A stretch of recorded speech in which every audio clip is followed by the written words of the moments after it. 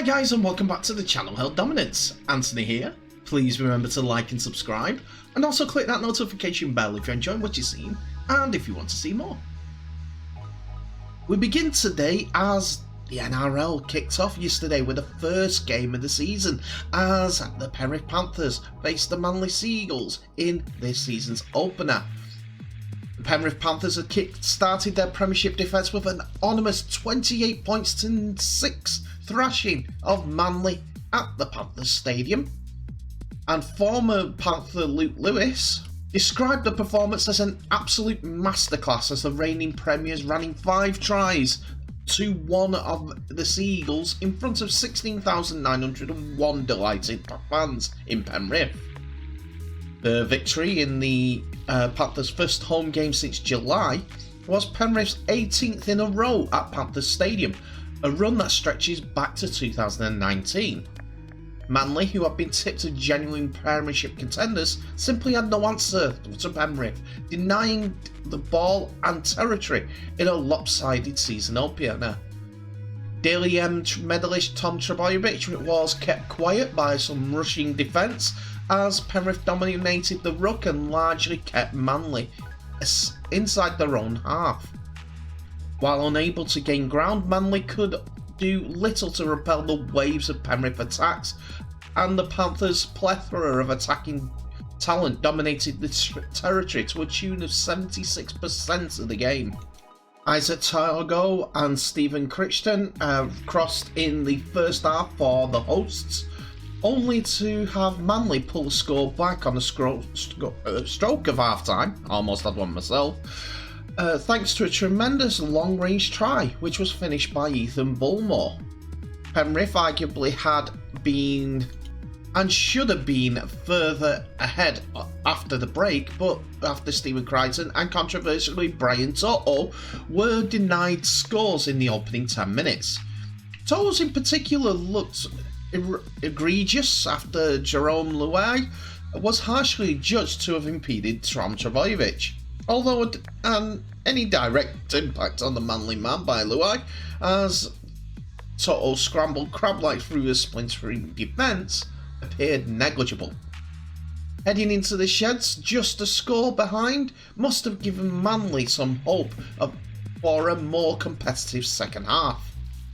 However, the Panthers never let up, with Jerome Luai, Apese Coruscant and Liam Martin all crossing over to seal a dominant victory, even without star halfback Nathan Cleary, and coming off a 36 points to 0 pre-season thrashing at their own hands of Parramatta. The Panthers were able to summon their best. Cleary's replacement Sean O'Sullivan was excellent and almost scored one and assisted another, with last year's stars Vilami Kikau and Isaac Yeo also immense. Manly's Hauer Mole Ola Kato R2 even was placed on report for a late hit on Carl Lawton, for a late hit, and Carl Lawton suffered a bad head knock just before half time. This was the Panthers' 18th straight win in a row at Panthers Stadium, a run that stretches back to 2019 and suggested there'd be no premiership hangover for the Ivan Cleary's men and the champions.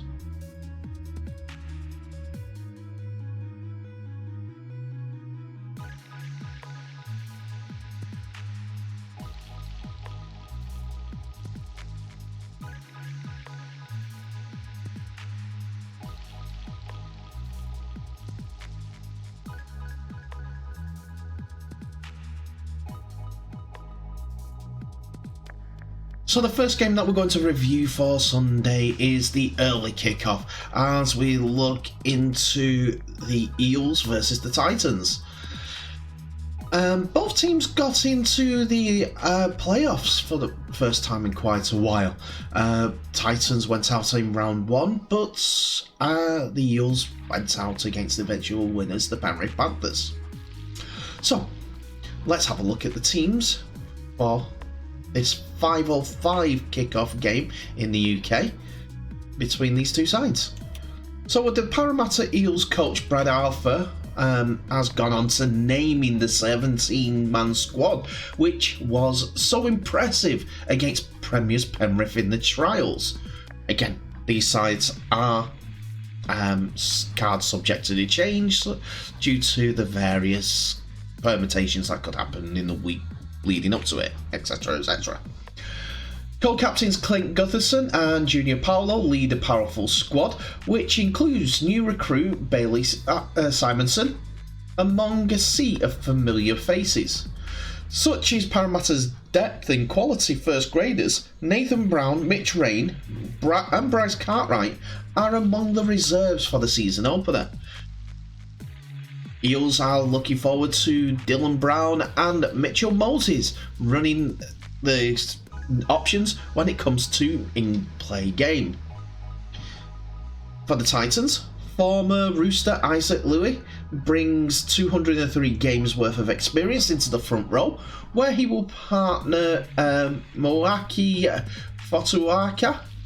After starting every single game last year in the front row, Jared Wallace has been named amongst the reserves.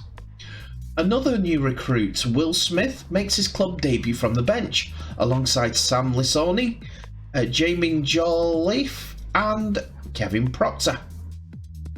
So I reckon it's going to be another year of building for the Titans as they are looking to step closer and closer towards the upper echelons of the league. If they can carry on the momentum at the end of the season, then they could have another shot at being in the playoffs. The Parramatta Eels, though, they could be a dark horse in this NRL 2022 season.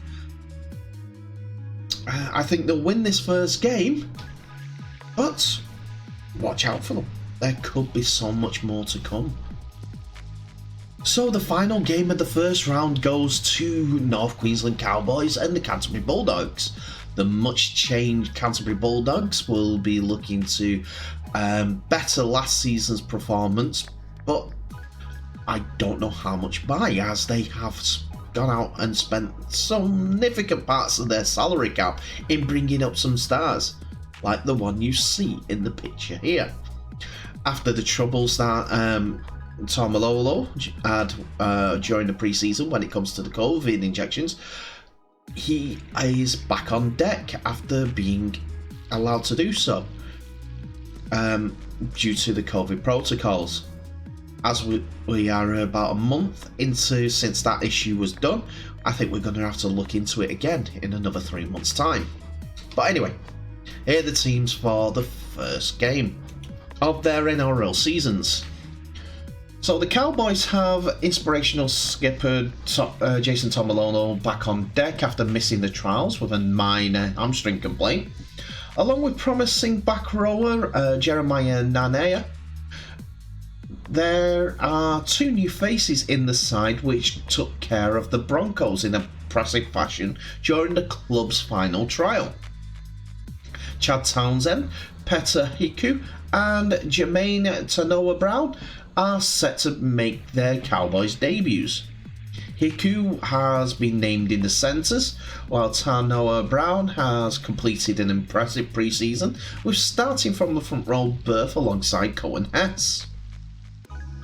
For the Bulldogs, the dawn of a new era at Belmore with Matt Duffy, Josh Adokar, Brett Naden and Matt Burton, Paul Vaughan, Tavita Pangai Jr., Max King and Braden Burns all looking to make their club debuts and will do so in this game. Burns has beaten out Aaron Schropp for the starting spot in the centres. Jake Alvarillo will call the shots from halfback alongside Burton, while Jeremy Marshall King fills in the vacant dummy half role with Bailey Biondi Odo backing him up from the bench. The Cowboys will be looking to do some damage as they will be sore after the poor performance in last year's 2021 season. But I think they'll have to wait a week, as I think the Bulldogs will win this game. The likes of Josh Adokar, all the names that I've already mentioned that will be making their debuts for Canterbury will be the difference. They are going to be a strong side, and playoffs are a definite maybe for the Bankstown men. But, as I said, in this game, it's going to be a Bulldogs win. So it's Friday, and we've got the highlights of Thursday's Super League game. We'll come to that in a few moments, as we have got some bit of paperwork to go through, as we're going to see who's playing where in round 5 of the Super League.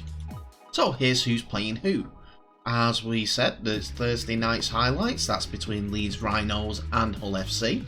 Then there are 3 games on Friday night, with Wakefield Trinity having the second French team coming into town, as Toulouse are their opponents. Salford Red Devils host the Hull KR Robins, well, the Robins and Hull KR, same team. And then the TV game is St Helens versus Warrington Wolves. On Saturday afternoon, it is a 3:15 kickoff with Huddersfield Giants versus the Castleford Tigers in the local derby, and Wigan's trip in France comes to an end after they face Catalan Dragons. So, the TV game on Thursday night was Leeds Rhinos versus Hull FC, as there have been quite a few changes in both sides. Brett Hodgson's side come with some interesting team news, while the new look Leeds Rhinos are trying to get a foothold in this season. So here are the teams. So here is the away side first of all. Mitieli Vulikepani is in the squad in place of Connor Wynn, and he takes his place on the centre, with Jamie Shaw continuing on the right wing. Josh Reynolds drops out of the 17 altogether, and Ben McNamara is partnered with Joe Loverdua, who starts at halfback from the subs bench. Kane Evans comes in to start his second game for Hull FC, alongside Danny Alton and Chris Sarte.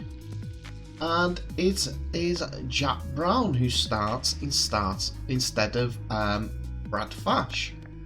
On the bench, we see Joe Cater. Fash takes his place on the bench with Jordan Johnson and Josh Bowden. Leeds Rhinos starts with the same, one change in the back 5, as Tom Briscoe comes back in for Harry Newman, who has indeed got a hamstring injury. In the forwards though, Corey Johnson starts instead of the suspended Cruz Leeming. But it's as you were in the rest of the pack. On the bench, we have Brad Dwyer, Alex Mellor comes back into the squad, James Donaldson as well, and Bodine Thompson keeps his place on the bench. And we're into the first half, and both teams are a little bit bit of this, bit of that, until about the 6th to 10th minute, when both teams were both down to 12 men. As first of all, Kane Evans, high tackle on I think it's Sutcliffe, just the shoulder contact as they're going into the tackle, contact with the head, automatic sin binning, and he went and sat down for 10 minutes. And then 3 minutes later, Matt Pryor did exactly the same, shoulder contact as he went into the tackle, contact with the head, mandate, bin him. After they came back though, that's how much the game was for the first 20 minutes, Jake Connor took over. First of all, Josh Griffin was held up just before the line. He tried rolling over, being cheeky and everything like that, but Liggy Sal passed it to Jake Connor, who dummies a kick and waltzed through the Leeds defence to be given the first score of the night. After Ben McNamara added a conversion, it was 6-0 to Hull FC, and they spread the ball right. McNamara passed it through to Chris Sarte, and then Jake Connor threw a worldie pass to Adam Swift to score in the corner, which again McNamara converted for 12 points to nil. We're coming up to half time, and the ball goes through the hands of McNamara to Connor, who dummies his way over the line for his second try of the game. 3 tries, and he's been involved in all 3, and McNamara adds the extras once again. He even had time to wave at his mate Luke Gale just before, just to say what he's doing. And that was Jake Connor's half, as he guided his team to 18 points to nil, with McNamara adding the 2. Do have to say that one thing from the first half that was really surprising was David Fusitua's attempt at a try. Well, I thought it was a try. That wasn't given. Have a look at this. It's for anywhere. This should have been given at Headingley for a Leeds winger. So Leeds spread the ball, and Walker passes it to David Fusitua, and he throws himself into the corner, and it looks like he's dotted it down. But they wanted to have a look at everything, you know, he's giving a try on field. Touching goal on the ground did check. Well, this is what they did. He's inside, he's off his feet, both feet off the ground. Ball is in the air, feet nowhere near. Ball's touched. But they said that the ball touched the white line first. That should have been given. Leeds were hard done by there. So we're into the second half of the game, and we do not have to wait long for the first try. I'd say about 10 minutes, as Hull are deep in Leeds territory, around about 12 metres out. In front of those posts. Elton passes it to Lovidua, who passes it to Andre Savelio, who breaks through the line and scores right at the posts. Then McNamara actually fails at converting this, so it's 22 points to nil. At this point, we think that Hull have been caught for a forward pass, but they're given a penalty as Leeds were not retreated to the goal line. See it there, Zane Tetavano comes racing out, odds at Reece Martin, and the ref pings him. Yes, Jake, they'll go for 2. And after taking the full minute that is allotted before the referee stops the clock, and that McNamara eventually adds the 2 for a 24 points to nil lead, to the happiness of Luke Gale. Hull are back on the attack again, and a Josh Johnston kick is caught in goal by Joe Lovidua, who is going for his 3rd try in 5 games, which the referee gives on field a try, but looks again. The video referee actually gives this, and Ben McNamara adds the extras for 30 points to nil. Jake Connor then adds a 1 where it hits the post, bounces over and back into the field of play, but the referee has already given the extra 1 for 31 points to nil.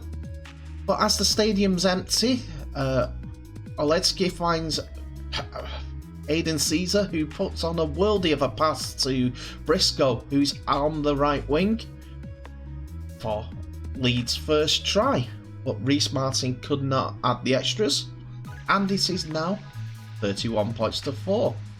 Have a look at that pass again from Aidan Caesar. What they were doing in the first 20 minutes had to make the angle a little bit better. Briscoe did that. One final time, Oledzki to Caesar, then a great floating spinner out wide to Luke Briscoe, man who scored 96 tries for Hull. Leeds have woke up all too late as they go in once more, as Alex Sutcliffe goes in the corner after some good work from Aidan Caesar and Alex Mellor. But it's 31 points to 8, and that's how it stays, as Reece Martin does not add the extras. One more look prior to Caesar to Walker it was, and then Alex Sutcliffe scores in the corner. Going from coast to coast,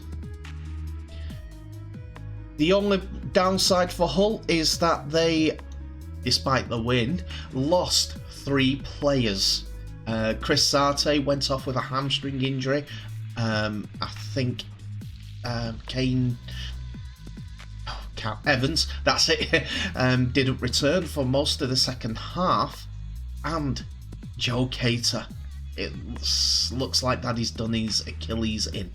It's his first game back after 7 months out with the Achilles injury in his right ankle. It looks like that he's done it again. Hard lines to the young lad, but he's got some solace in the fact that his team, Hull FC, won 31 points to 8 at Headingley. So who's my man of the match? Well, there's only one person, Jake Connor. That first half was all him, and he had his hand in almost every single point that Hull scored. The only one that he didn't was either off the kicking tee or the try for Andre Savelio. But hey, he's man of the match. And I'm going to play something now that was done before the game about Jake Connor and his new best mate, Luke Gale, from last season. Last year, we had parabolic microphones, I'm told, around the pitch when Hull FC played the Leeds Rhinos. And this man sitting beside me, and the man we're going to talk about next, Jake Connor, went at each other verbally for 80 minutes. Wow.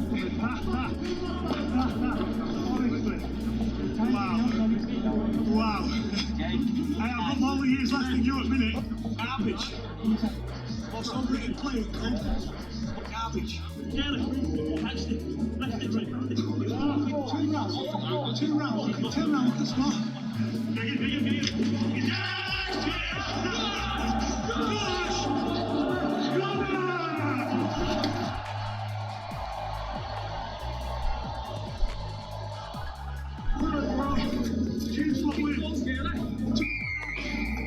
You've lost game for him. You've lost the game for him and still think he's the man. You're delusional.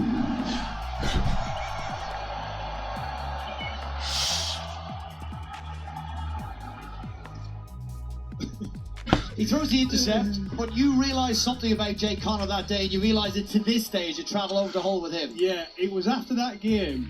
We'd gone at each other for 80 minutes, as you said.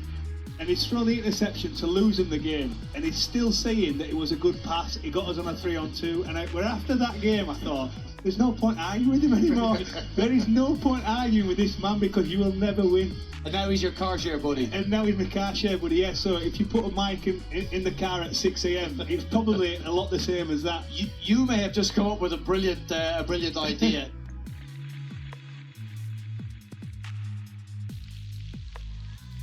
And that's it for another episode, ladies and gentlemen. Thank you so much for watching. Please remember to like, subscribe, and also share this video worldwide, as well as clicking that notification bell for any updates that may be coming your way. So, tell me what your thoughts are on today's video. I have a poll running on my Facebook account about Leeds Rhinos, to be fair.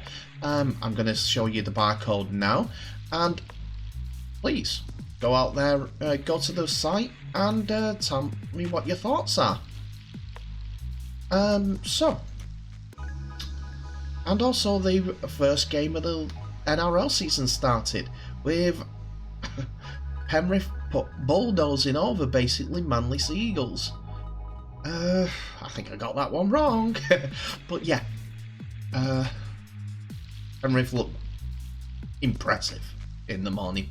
But unfortunately I can't bring you the highlights due to copyright problems.